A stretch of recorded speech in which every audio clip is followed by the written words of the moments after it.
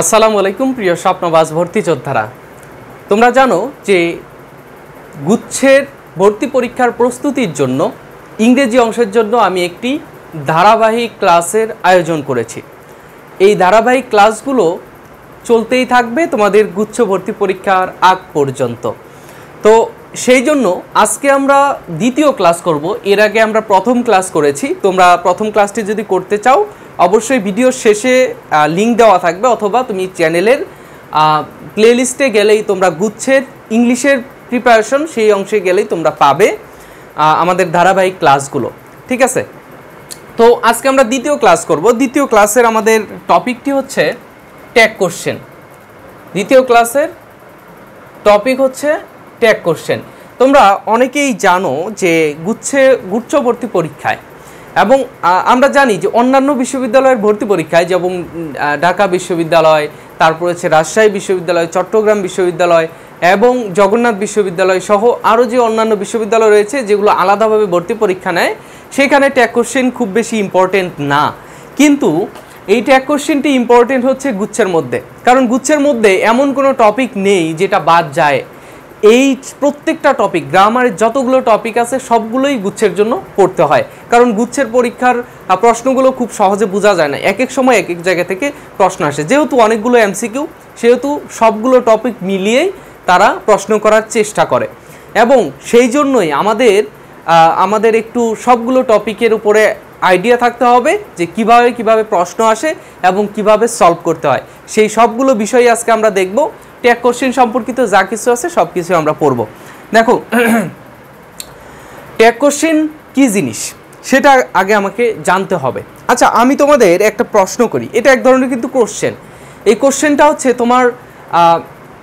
তোমার মধ্য থেকে একটা সম্ভাব্য উত্তর পাওয়ার জন্য একটা কোশ্চেন ছুড়ে দেওয়া হয় তোমাকে।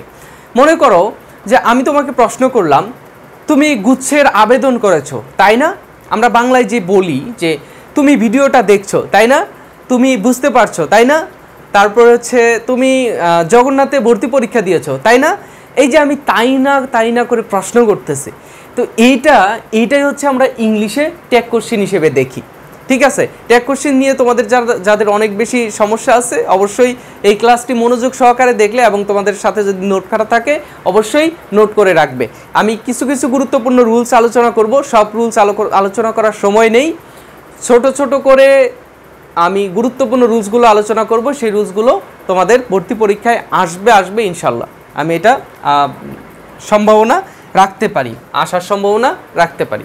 আচ্ছা, ট্যাগ কোশ্চেন এর বাংলা হচ্ছে জুড়ে দেওয়া। যেমন আমি জুড়ে দিলাম যে তুমি গুচ্ছে আবেদন করেছো তাই না। তো এই যে তাই না, এটা আমি কিন্তু তোমার একটা কোশ্চেন জুড়ে দিলাম তোমার সাথে। তো সেই জন্যই ইংরেজির এইটা কোশ্চেনের বাংলা হচ্ছে জুড়ে দেওয়া। ঠিক আছে, আমি ওই উদাহরণটা একটু দেখি। You have applied, you have applied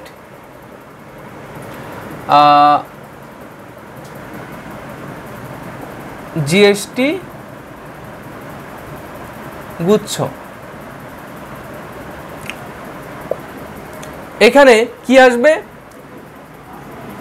এইখানে একটা কোশ্চেন আমি যদি বলি যে তাই নয়, সেইটা হবে তোমার এই ট্যাগ কোশ্চেন। এখানে একটা কোমা দেওয়া থাকবে এবং তারপরে একটা শূন্যস্থান দেওয়া থাকবে, তারপরে একটা কোশ্চেন মার্ক দেওয়া থাকবে এবং এইখানে তোমাকে ওই ট্যাগ কোশ্চেনের অংশটা তোমাকে লিখতে হবে। ট্যাগ কোশ্চেনের অংশটা আমরা কিভাবে লিখব?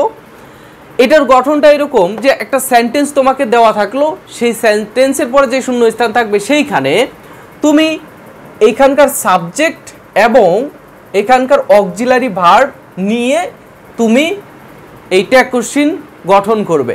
ট্যাগ কোশ্চেন গঠন করতে হলে তোমাকে একটি সেন্টেন্সের সাবজেক্ট এবং অক্সিলারি ভার্বটা তোমাকে নিতে হবে। এখানে ইউ হচ্ছে সাবজেক্ট, হ্যাভ হচ্ছে অক্সিলারি ভার্ব। আমরা সেই দুইটা নিব।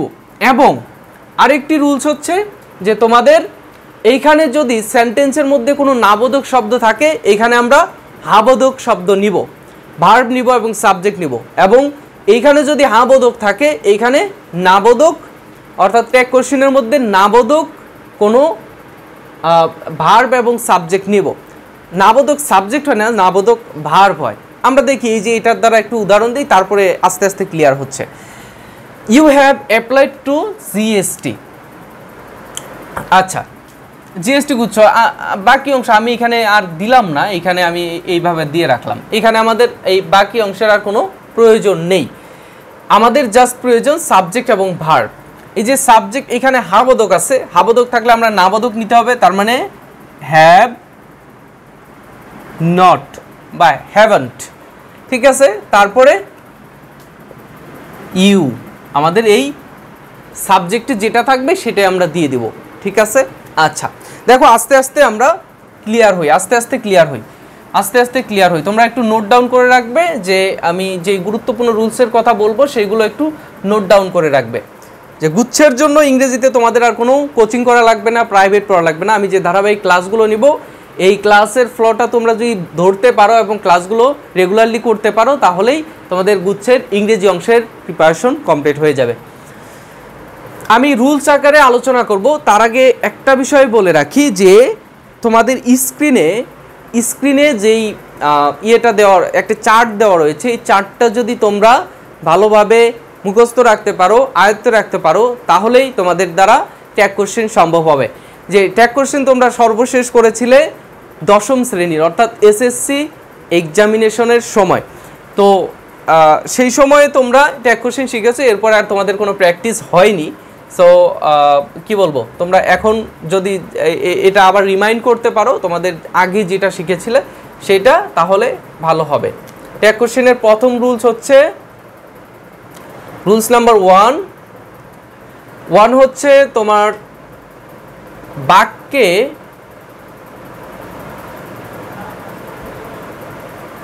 হাবোধক থাকলে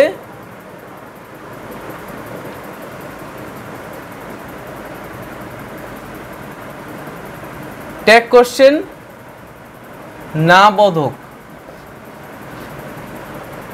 আর বাক্যে না বোধক থাকলে ট্যাগ কোশ্চেনে হা বোধক হয়। বুঝছো, বাক্যে যদি হা বোধক থাকে ট্যাগ কোশ্চেনে না বোধক, বাক্যে যদি না বোধক থাকে ট্যাগ কোশ্চেনে হা বোধক হবে। যেমন আমি তোমাদের একটু আগে উদাহরণ দিলাম যে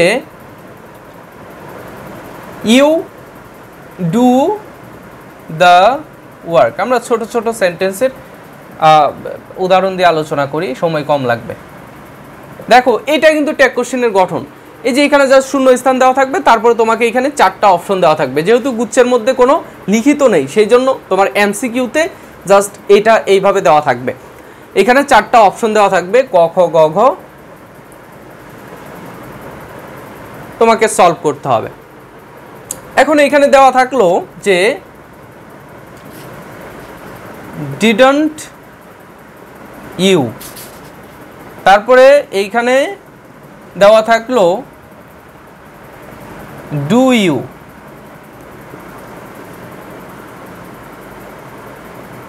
ডোন্ট ইউ, ঘ নম্বরে দেওয়া থাকলো ডান ইউ। কোনটা হবে? তোমরা যারা ভিডিওটা দেখছো তারা অবশ্যই কমেন্টে আমাকে একটু জানিয়ে দাও। দেখো এইখানে আমাকে নিতে হবে, ট্যাগ কোশ্চেনে নিতে হবে কি, এই বাক্যের সাবজেক্ট এবং ভার্ব। এই বাক্যের কি নিতে হবে? সাবজেক্ট এবং ভার্ব। এখানে দেখো সাবজেক্ট কি আছে, সাবজেক্ট আছে হচ্ছে ইউ, সাবজেক্ট আছে কি ইউ। তাহলে ইউ আমরা নিলাম, তারপরে এখানকার অক্সিলারি ভার্ব নিতে হবে। অক্সিলারি ভার্ব আছে? নাই, এটা হচ্ছে আমাদের ডু হচ্ছে মেইন ভার্ব।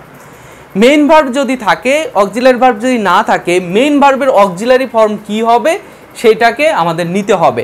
ডু এরও অক্সিলারি ফর্ম হচ্ছে ডু, এবং এখানে হাবোধক আছে, তার জন্য আমাকে এখানে নিতে হচ্ছে নাবোধক নিতে হচ্ছে। তাহলে ডোন্ট অথবা ডু নট ইউ।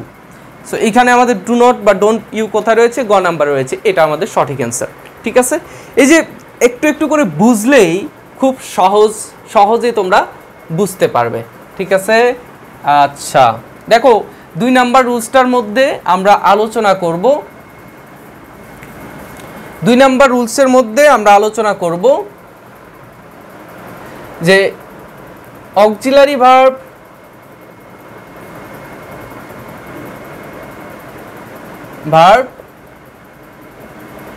না থাকলে মেন ভার্ব এর, সংক্ষিপ্ত করে লিখতেছি, অক্সিলারি ফর্ম নিতে হবে। অক্সিলারি ভার্ব না থাকলে মেইন ভার্বের অক্সিলারি ফর্ম নিতে হবে। অক্সিলারি ভার্ব নাই, এই যে একটু আগে যে উদাহরণটা দিলাম সেখানে কিন্তু অক্সিলারি ভার্ব নাই, কিন্তু আমরা অক্সিলারি ফর্মটা নিয়েছি। মেইন ভার্ব যে ছিল ডু ভার্ব, তার অক্সিলারি ফর্ম ডু, সেটাই আমরা নিয়েছি। যেমন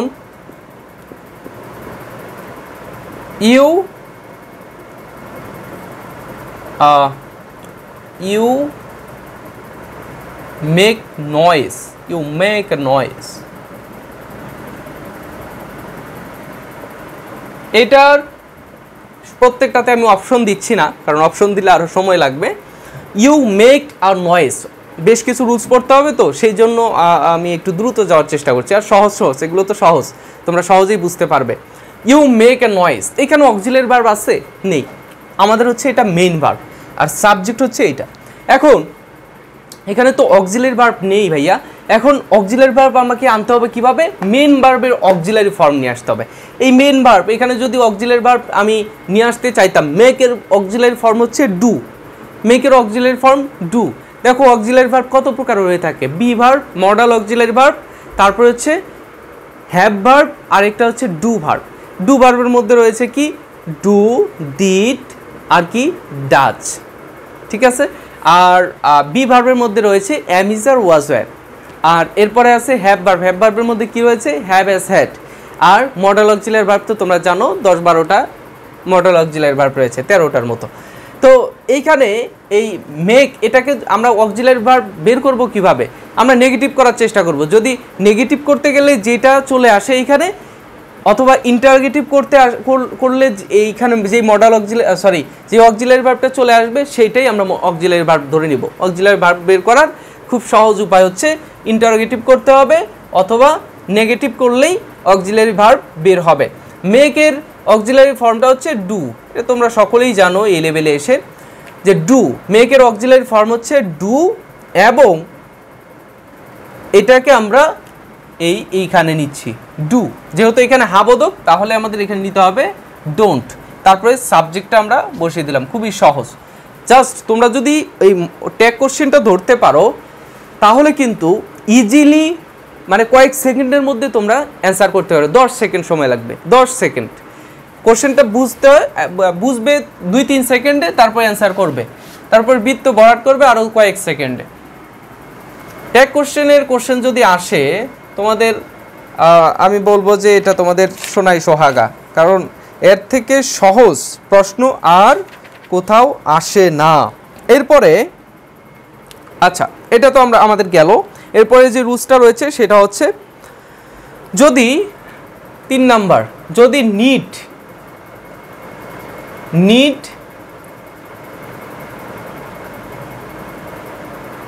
নিডস, এটা যেহেতু নিড নিয়ে তোমাদের একটু কনফিউশন রয়েছে, কারণ নিড হচ্ছে এক এক সময় এক এক রূপ ধরে।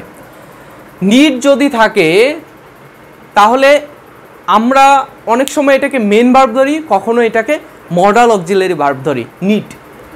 এখন এই নিড যদি থাকে, এই ট্যাগ কোশ্চেনের ক্ষেত্রে কি আসবে? নিড থাকলে তোমাকে নিয়ে আসতে হবে ডু, আর নিডস থাকলে ডাজ, নিডেড থাকলে ডিড আনতে হবে, ঠিক আছে। আর যদি নিডন্ট থাকে বা নিড নট থাকে, তাহলে তোমরা এখানে নিয়ে আসবে শুধু নিড। কারণ নাবোধক থাকলে হাবোধক হবে, নাবোধক থাকলে কি হবে? হাবোধক হবে। এখানে দেখো আমি উদাহরণ দিচ্ছি, আই নিড আ মার্কার। এখানে কি আসবে? অবশ্যই আমার এই যে নিড আছে, তাহলে আমাদের কি আসবে? এখানে ডু যেহেতু হাবোধক নাবোধক করে দিচ্ছি don't I subject, don't I এইভাবে। তারপরে এখানে নিডস আসছে, হি নিডস আ ওয়াইফ, তার একটা বউ প্রয়োজন, তার একটা কি প্রয়োজন, বউ প্রয়োজন। হি নিডস আ ওয়াইফ, তার একজন বউ প্রয়োজন, বই না সরি বউ। তো এখানে কি আসবে, ডাজ নট বা ডাজন্ট, ডাজন্ট হি, ডাজন্ট হি। এই যে এইভাবে তোমরা এই নিডের সমস্যাগুলো সমাধান করবে। যখন এটা মনে রাখবে যে যখন এই নিড নট থাকবে তখন এটা মডাল অক্সিলারি ভার্ব, ঠিক আছে, এটা মডাল অক্সিলারি ভার্ব। এবং মডাল অক্সিলারি ভার্বের সাথে নট থাকলে সেটা নট মুক্ত করে তোমাকে ট্যাগ কোশ্চেনে ব্যবহার করতে হবে, ঠিক আছে। আচ্ছা, এরপরে 4 নম্বর রুলসের মধ্যে আমরা আলোচনা করব সব থেকে গুরুত্বপূর্ণ যেই বিষয়টা, সেইটা হচ্ছে ইম্পারেটিভ সেন্টেন্স। 4 নম্বর রুলস, ইম্পারেটিভ সেন্টেন্স, যেটা প্রত্যেকবার দেখবা চট্টগ্রাম বিশ্ববিদ্যালয়ের ভর্তি পরীক্ষায় এই ট্যাগ কোশ্চেনগুলো এসে থাকে। এবং গুচ্ছের যদি তুমি প্রশ্ন ব্যাংক সলভ করো ভাইয়া, তাহলে এই ইম্পারেটিভ সেন্টেন্সের এই ট্যাগ কোশ্চেনের মধ্যে থেকে এই ইম্পারেটিভ সেন্টেন্সের প্রশ্নগুলো এসে থাকে। কারণ এটা কনফিউশনে ফেলে তোমাদের। কারণ এইখানে দেখো আমি আলোচনা করতেছি, দেখো ইম্পারেটিভ সেন্টেন্স থাকলে ক্ষেত্রে তোমরা নিয়ে আসবে just will you, will you নিয়ে আসবে তোমাদের ট্যাগ কোশ্চেনের ক্ষেত্রে। ইম্পারেটিভ সেন্টেন্সগুলো কি কি, সেই সেন্টেন্সগুলো দ্বারা আদেশ, অনুরোধ, নিষেধ, উপদেশ এগুলো বোঝায়, সেইগুলোকে আমরা ইম্পারেটিভ সেন্টেন্স বলি। যেমন do the work, do the work, এটা কি করছি আমি, আদেশ করছি, কাজটি করো, কাজটি করো। এটা কি নিয়ে আসবো এখানে, উইল ইউ, কাজটি করো, উইল ইউ। এখানে কিন্তু ওই নেগেটিভ আর অ্যাফার্মেটিভ অর্থাৎ হাবোধক নাবোধকের কোনো খেলা এখানে নেই। এখানে যে নাবোধক থাকলে হাবোধক হবে, হাবোধক থাকলে নাবোধক হবে, এরকম কোনো খেলা নেই। আমি যদি বলি ডোন্ট ডু দ্য ওয়ার্ক,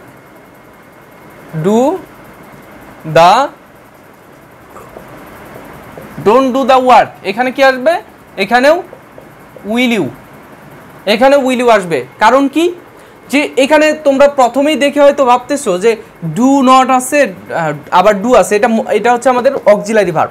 তো অক্সিলারি ভার্ব থাকলে আমাদের মডেল ট্যাগ কোশ্চেনের ক্ষেত্রে আমাদের অক্সিলারি ভার্ব আনতে হবে, কিন্তু অক্সিলারি ভার্ব তো এখানে এই ডু হবে না, উইল হবে, ঠিক আছে। এইটাই ব্যতিক্রম, যে তোমাদের সাধারণ রুলসের মধ্যে তোমরা দেখে থাকো যে অক্সিলারি ভার্ব ব্যবহার করে ট্যাগ কোশ্চেন করা হয়, কিন্তু এখানেও হ্যাঁ অক্সিলারি ভার্ব ব্যবহার করেই ট্যাগ কোশ্চেন করা হয়েছে। এই যে মডেল অক্সিলারি ভার্ব ব্যবহার করে ট্যাগ কোশ্চেন করা হয়েছে, কিন্তু এই যে ডু এটা বসলো না কেন, কারণ এটা হচ্ছে ইম্পারেটিভ সেন্টেন্স। এটার দোষ হচ্ছে ইম্পারেটিভ সেন্টেন্স।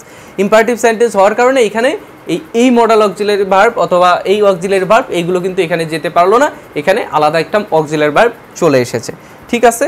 আচ্ছা,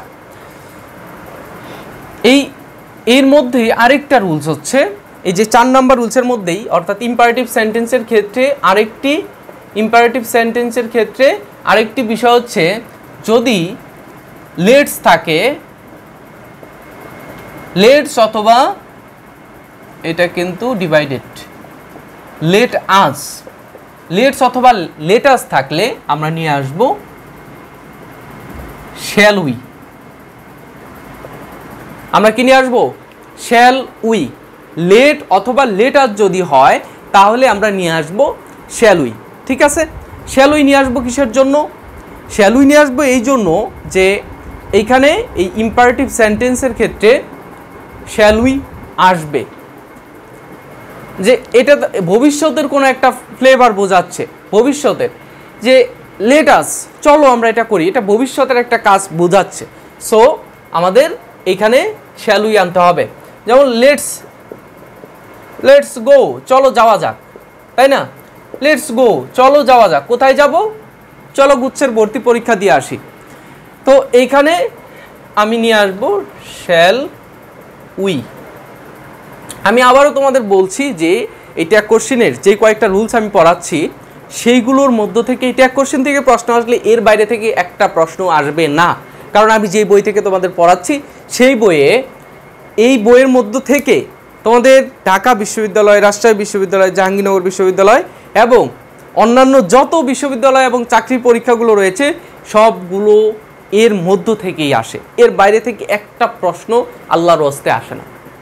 ঠিক আছে, সেই বই থেকে আমি তোমাদের পড়াচ্ছি, সেই বইয়ের মধ্য থেকেই রুলসগুলো পড়াচ্ছি। বইয়ের নাম আবার কেউ জানতে চেয়েও না, সেই বই থেকে আমি পড়াচ্ছি। সো তোমরা এটা মাথায় রেখো যে এই বইয়ের যত রুলস আছে এর মধ্য থেকেই তোমাদের এই যে তোমাদের গুচ্ছের মধ্যে ইংলিশের যতগুলো প্রশ্ন সবগুলো এর মধ্যে থেকে আসবে। তবে মুখস্থ বিদ্যা যেগুলো আছে, মুখস্থের যে বিষয়াদি এগুলো বাইরে থেকেও আসতে পারে। ঠিক আছে, তবে গ্রামারের মধ্যে যা আছে তা এর বাইরে থেকে একটাও আসবে না। আচ্ছা, 5 নম্বর রুলস না, 5 নম্বর রুলস এটা তো বুঝছো যে লেটস অথবা লেটাস থাকলে শ্যালুই আসে।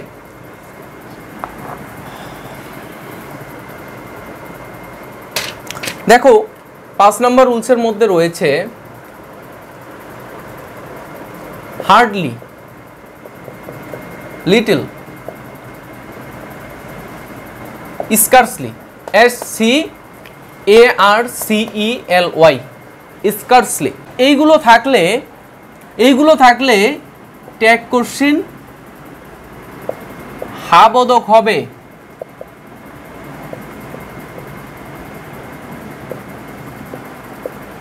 এইগুলো থাকলে ট্যাগ কোশ্চেন কি হবে? হাবোধক হবে।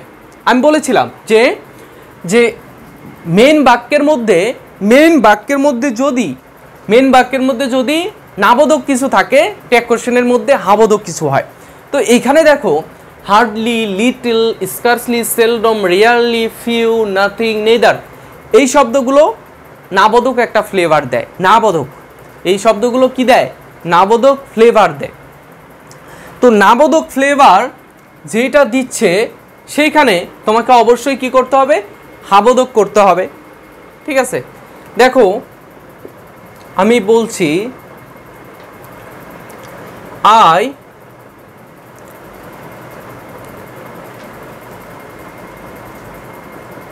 Hardly go my village. এইখানে কি হবে? এইখানে জাস্ট তোমাকে এখানে হাবোধক আনতে হবে। এই জিনিসগুলো থাকলে হাবোধক আনতে হবে এবং অ্যাজ ইউজুয়াল যে রুলসটা রয়েছে যে সাবজেক্ট নিতে হবে, ভার্বের অক্সিলারি ফর্ম নিতে হবে, তারপরে ট্যাগ কোশ্চেন করতে হবে। সেইভাবেই আমি করছি। দেখো আমি সাবজেক্ট হিসেবে আইটা দিয়ে দিলাম, এরপরে আমার অক্সিলারি ভার্বটা নিতে হবে। অক্সিলারি ভার্বটা কি? এখানে গো রয়েছে, গো এর অক্সিলারি ফর্ম হচ্ছে ডু। যেহেতু এখানে এর সাথে কোনো এস নাই, ইএস নেই, যার কারণে আমাদের এখানে দিতে হচ্ছে কি ডু আই, এইভাবে। আর এখানে আমি ডোন্ট নিলাম না, নট নিলাম না, কিসের জন্য? হার্ডলির জন্য। ঠিক আছে, এ হচ্ছে আমাদের রুলস, 5 নাম্বার রুলস গেল। এরপরে গুরুত্বপূর্ণ কিছু রুলস রয়েছে, আমি সংক্ষিপ্ত করে লিখে দিব। গুরুত্বপূর্ণ রুলস রয়েছে, আমি সংক্ষিপ্ত একটা রুলসের মধ্যেই লিখে দিচ্ছি, কারণ ভিডিওটা অনেক বড় হয়ে যাচ্ছে। এটা আমার জন্য একটু আমার জন্য একটু কষ্টদায়ক। কিসের জন্য? এই একটা ভিডিও এডিট করতে গেলে অনেক বেশি সময় লাগে, যার কারণে খুব শর্টলি তোমাদেরকে আমি বাকি রুলসগুলো জানিয়ে দিচ্ছি। দেখো যদি ইউজ টু থাকলে আমরা নিয়ে আসব ডিড। আর যদি হাবোধক, আচ্ছা এখানে ডিডেন্ট দিয়ে দিচ্ছি। যদি লেটের পরে ইউ, মি, হিম, হার যদি আসে, তারপরেও উইলিও আসবে। আমরা এর আগে দেখেছি কি লেট লেটস অথবা লেটার যদি থাকে তাহলে শ্যালুই আনতে হয়, কিন্তু লেটের পরে যদি অন্য কোনো প্রোনাউন আসে তাহলে আমাদের উইলিও আনতে হবে। ঠিক আছে, আচ্ছা দেখো এভরি, তারপরে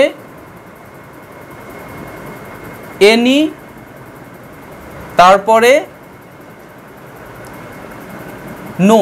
এরপরে যদি ওয়ান, বডি, এভরিবডি, এনিবডি, আচ্ছা এভরিওয়ান, এনিওয়ান, নো ওয়ান, তারপরে এভরিবডি, এনিবডি, নো বডি, এইগুলো যদি থাকে তাহলে আমার এইখানে সাবজেক্ট হিসেবে আসবে দে। সাবজেক্ট হিসেবে কি আসবে? দে আসবে। এইগুলো দিয়ে যদি তো কোনো সাবজেক্ট থাকে তাহলে অবশ্যই আমাকে সাবজেক্ট হিসেবে কি আনতে হবে? দে আনতে হবে। ট্যাগ কোশ্চেনের সাবজেক্ট হিসেবে দে আনতে হবে। অ্যাডজেক্টিভ যদি থাকে তাহলে ট্যাগ কোশ্চেনের সাবজেক্ট আমাকে নিয়ে আসতে হবে দে। দা প্লাস অ্যাডজেক্টিভ যদি থাকে ট্যাগ কোশ্চেনের সাবজেক্ট আনতে হবে কি? দে। একটা একটা করে উদাহরণ দিচ্ছি, দেখো। I use to go home, এখানে কি আসবে? এখানে আসবে হচ্ছে ডিডন্ট আই। ডিডন্ট আই কিসের জন্য আসলো? ইউজ টু আছে। যদি ইউজ টু থাকে এটা অতীতের কোনো ফ্লেভার আনছে, যার কারণে আমাকে এখানে ডিড নট আনতে হচ্ছে। ঠিক আছে।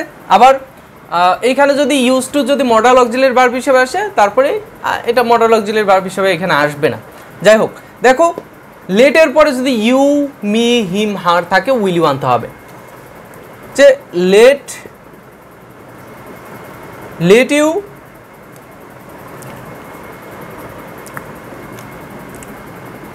লেট ইউ গো হোম, এইখানে যদি আসে তাহলে আমাকে কি নিয়ে আসতে হবে? Will you. ঠিক আছে। আচ্ছা, এরপরে দেখো এখানে বলা হয়েছে এভরি ওয়ান, এভরিবডি, এনিবডি, এইগুলো যদি থাকে বডি অথবা ওয়ান দ্বারা যদি কোনো সাবজেক্ট থাকে তখন আমাকে ট্যাগ কোশ্চেনের সাবজেক্ট দিয়ে আনতে হবে।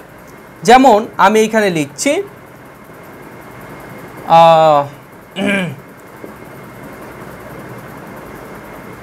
everybody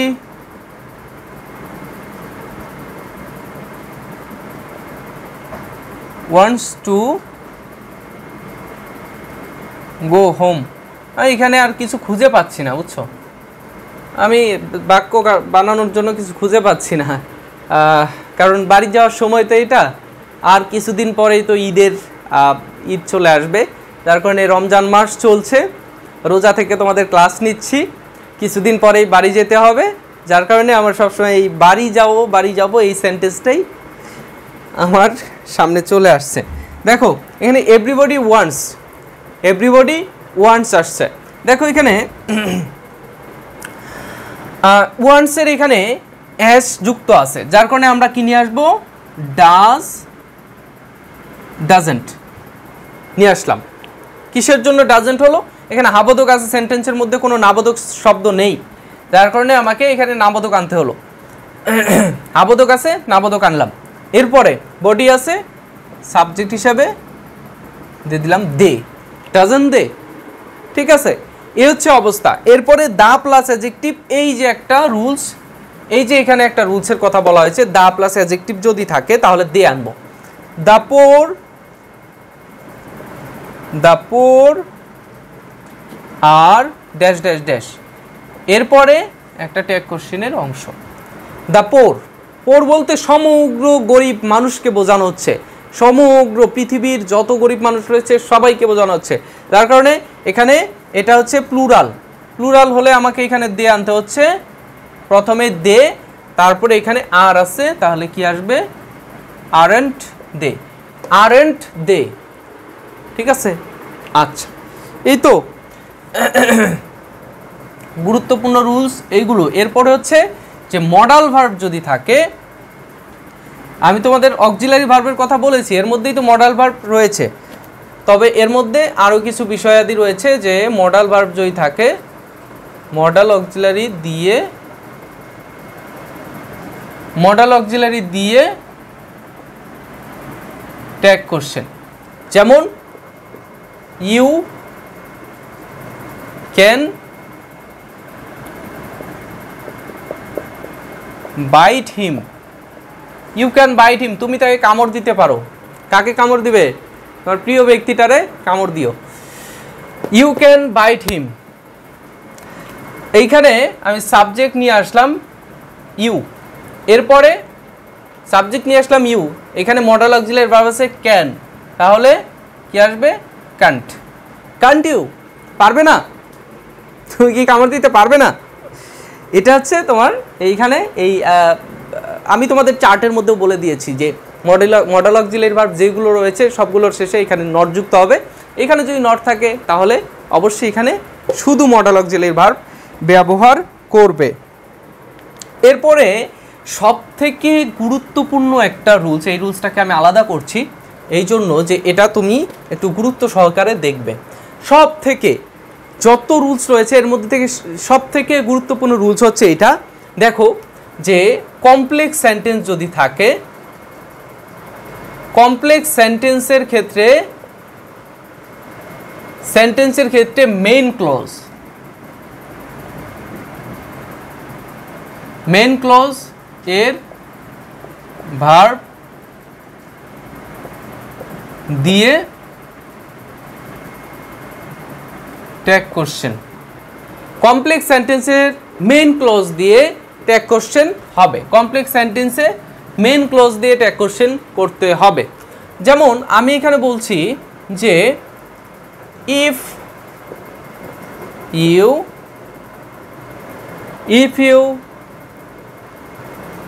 go home, if you go home, you will see your mother। এইখানে ট্যাগ কোশ্চেন কি আসবে? দেখো তুমি যদি বাড়িতে যাও তুমি তোমার মাকে দেখতে পাবে, ঠিক আছে? আমরা মাকে দেখি না কবে থেকে? আমরা অনেকেই বেশ কিছুদিন থেকে মাকে দেখি না, কারণ আমরা বাইরে বাইরে থাকি।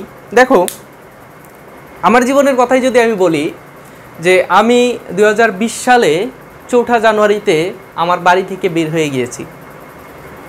এই জন্মেও মনে হয় না যে আমি আর আমার বাড়িতে ফিরে যেতে পারবো। ব্যাচেলরদের জীবনটাই এটা, আমরা বাড়ি থেকে বের হই আর মনে হয় না আমরা সেই বাড়িতে স্থায়ীভাবে আর কোনো দিন যেতে পারবো বা ফিরতে পারবো।